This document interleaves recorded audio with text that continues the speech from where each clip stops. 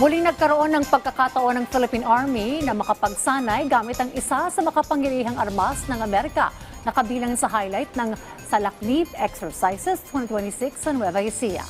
Si Patrick De Jesus sa report.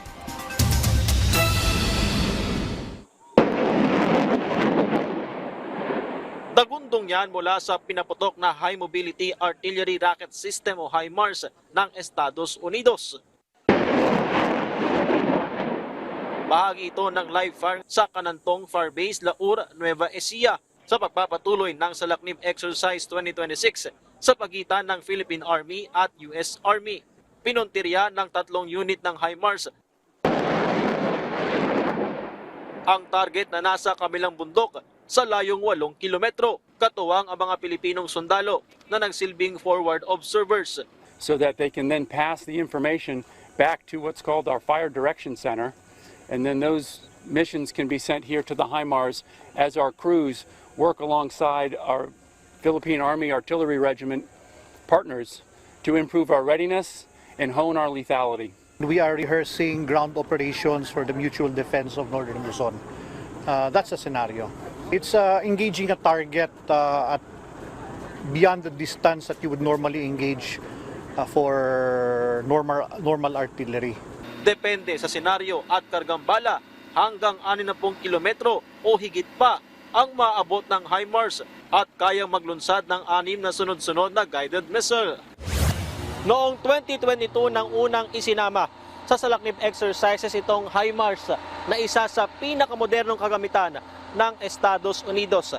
Ilang Pilipinong sundalo na rin ang nagkaroon ng pagsasanay sa paggamit nito. Bahagi rin ito ng paghahanda upang maging pamilyar sa mga kahalintulad na kagamitan na target bilhin para sa Armed Forces of the Philippines na magpapalakas sa depensa ng bansa.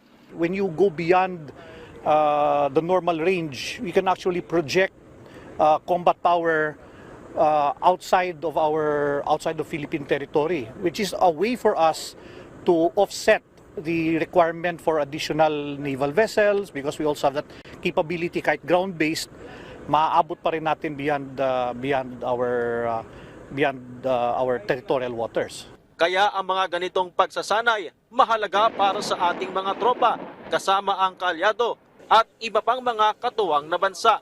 When you're training with a partner, you have a partner that can challenge you, who can pace you, who can point out your bad habits. Okay, those are the things you do not get if you just train by ourselves.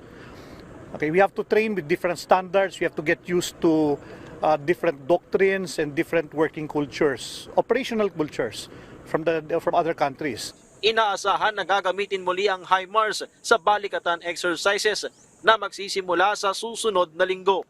Mula Nueva Ecija, Patrick De Jesus para sa Pambansang TV sa Bagong Pilipinas.